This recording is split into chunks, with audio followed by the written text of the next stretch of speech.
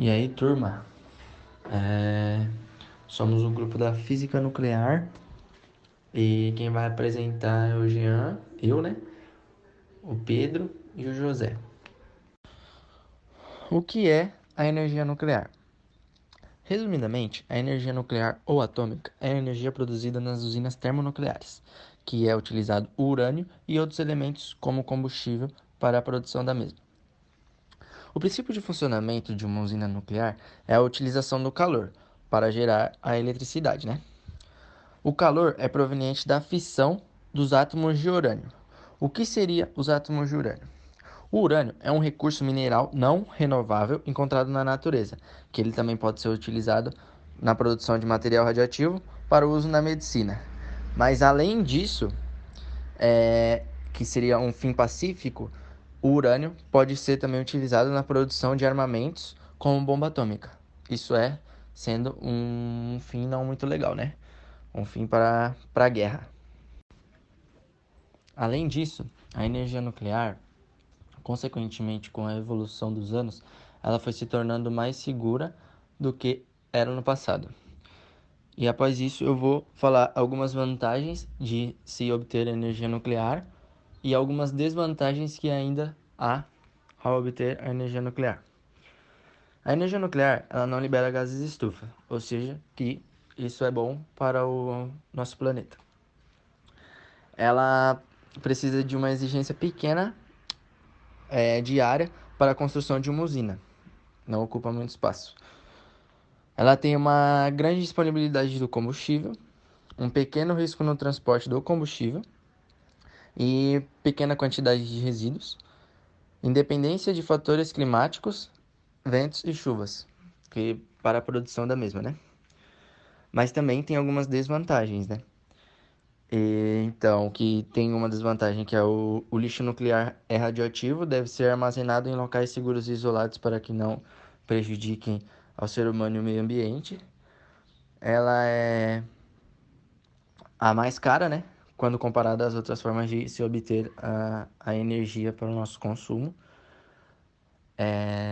O risco, como eu citei acima, as pessoas podem usar ela como armamentos para a guerra, então pode ter risco de acidente nuclear, entendeu?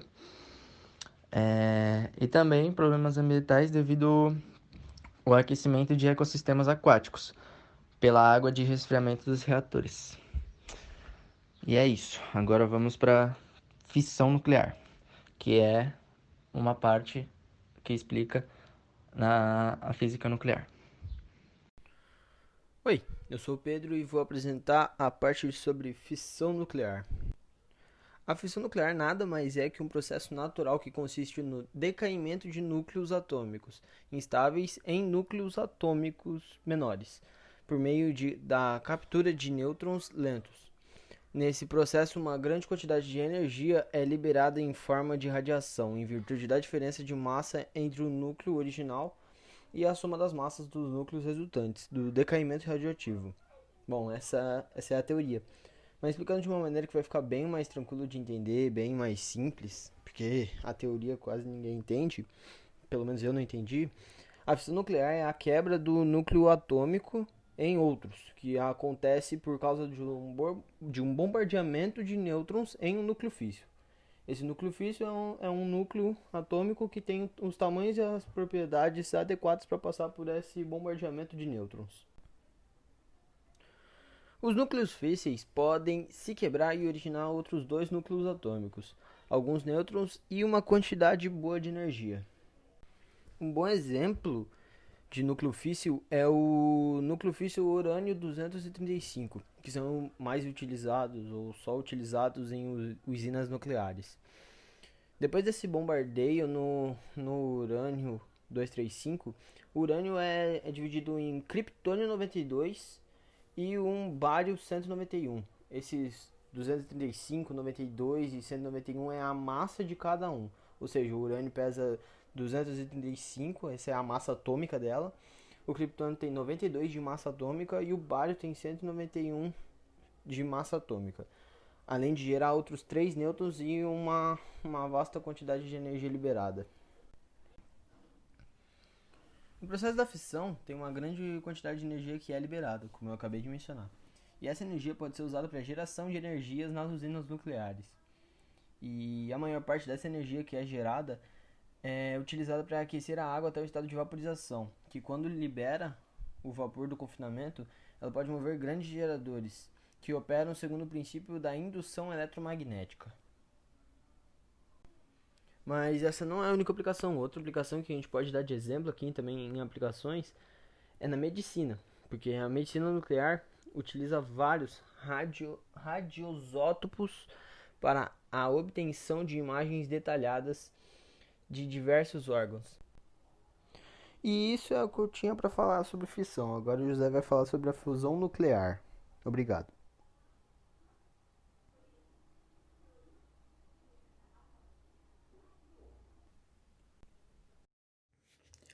A fusão nuclear é um processo onde dois núcleos se combinam para formar um único núcleo, um núcleo mais pesado. E no caso, esses dois núcleos que vão se combinar, eles são leves, né? Um exemplo importante de reações de fusão é o processo de produção de energia no Sol e das bombas termonucleares, que são as bombas de hidrogênio, né? Em futuros reatores de fusão nuclear, a reação entre dois isótopos de hidrogênio, produzindo hélio, deverá ser utilizada para a produção abundante de energia. Esta reação, ela libera uma quantidade de energia 1 milhão de vezes maior do que a que temos nas reações químicas, como a queima do gás de cozinha. Esta enorme quantidade de energia que é liberada nas reações de fusão acontece isso porque dois núcleos leves se fundem, a massa do núcleo produzida é menor que a soma das massas do núcleo inicial, dos dois núcleos leves. Um exemplo é o hélio, porque a soma das massas do hidrogênio forma o hélio, porém não é exatamente o dobro, porque a conta não bate, porque uma quantidade de matéria no meio da fusão, ela é transformada em energia. E isso foi descoberto pelo Einstein, com a famosa fórmula dele de E igual a m vezes c ao quadrado. Um exemplo natural é o que ocorre nas estrelas, porque quando uma estrela é formada, ela consiste inicialmente, né, de hidrogênio e hélio criados no Big Bang, processo que deu origem no universo. Devido ao enorme campo gravitacional, átomos de hidrogênio na estrela colidem e acabam formando núcleos de hélio. Depois, o hélio, colidindo com outros hidrogênio e outros núcleos de hélio, vai dando origem aos elementos mais pesados. Essas reações continuam até formar um núcleo de ferro.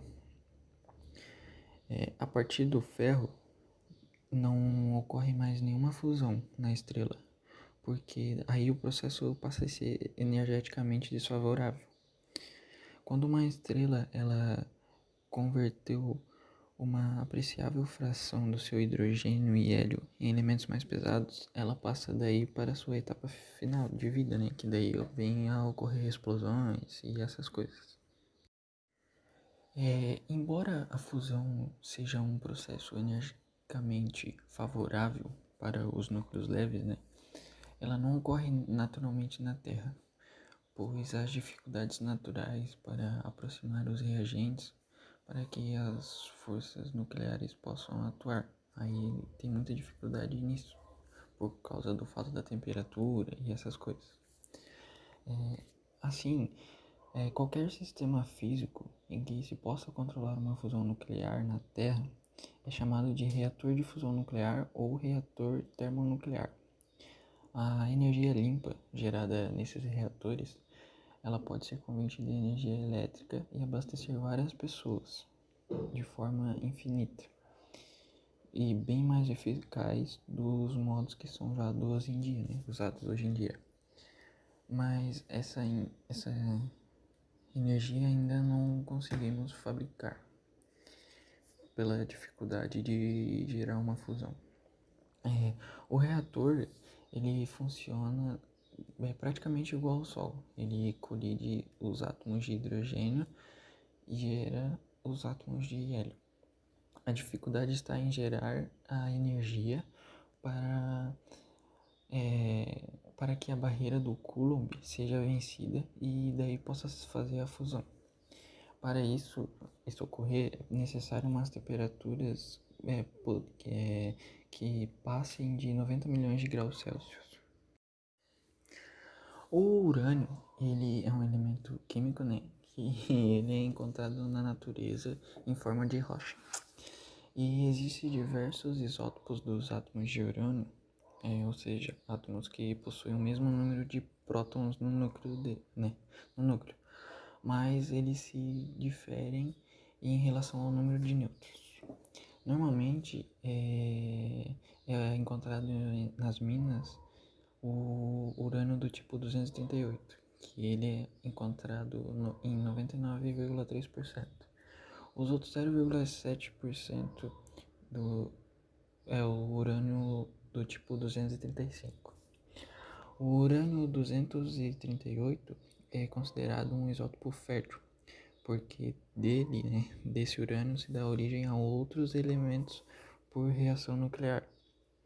Já o urânio 235, ele é considerado um isótopo físsil, porque ele pode ser usado na obtenção de outros elementos por reação de fissão nuclear. Já as aplicações, o urânio do tipo 238, que é retido lá pelo equipamento, que é o considerado urânio pobre, né, entre aspas, ele pode ser aplicado na blindagem de tanques de guerra, em construções de munição de armas, também ele pode servir como contrapeso na carcaça de aviões, pode ser convertido em plutônio também, que é um elemento químico que pode ser utilizado em usinas nucleares e em fabricações de bombas. E também, devido ao seu potencial energético ser milhões de vezes maior do que o petróleo, a sua principal utilidade é gerar energia elétrica. No Brasil, 99% do metal é empregado na geração de energia e os outros 1% é direcionado para a medicina e a agricultura. O processamento, né, do urânio enriquecido, ele funciona assim. O enriquecimento é um processo de separação que se dá pela adição do gás de hexafluoreto de urânio às centrífugas que separam o isótopo do tipo 235. No início, o urânio ele é extraído das minas na forma de dióxido de urânio e tem impurezas nele como a argila, o enxofre. O metal bruto, durante o processamento, ele é limpo com elementos como o ácido sulfúrico, e daí ele é transformado em pó. O pó se torna uma substância gasosa logo após ser colocado em contato com um gás à base de flúor, sob mais ou menos uma temperatura de 550 graus Celsius.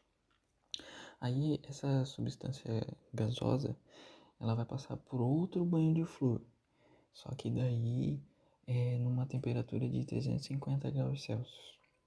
E aí, com isso, são formadas moléculas de UF6, né? O UF6 produzido, ele é direcionado para as ultracentrífugas, que giram em uma velocidade muito alta, a ponto do urânio do tipo 235, por ser menor e mais leve que o seu isótopo, ele consegue ser separado. Após o enriquecimento, o flúor é separado do urânio e o metal gasoso assume um formato de tabletes sólidos. A eficiência da separação dos isótopos numa ultracentrífuga é baixa, e para conseguir a concentração desejada de até 5% do urânio do tipo 235, porque precisa do 235 para poder conseguir provocar uma reação de fissão em reatores nucleares. É preciso de 5% do tipo 235. E para isso, então, torna-se necessária a passagem sequencial do gás por vários equipamentos conectados em série paralelo. Eles são chamados de cascatas, que daí é como se fosse uma outra centrífuga. E esse aqui foi o nosso trabalho. Espero que vocês possam ter entendido. Qualquer dúvida, entre em contato com nós.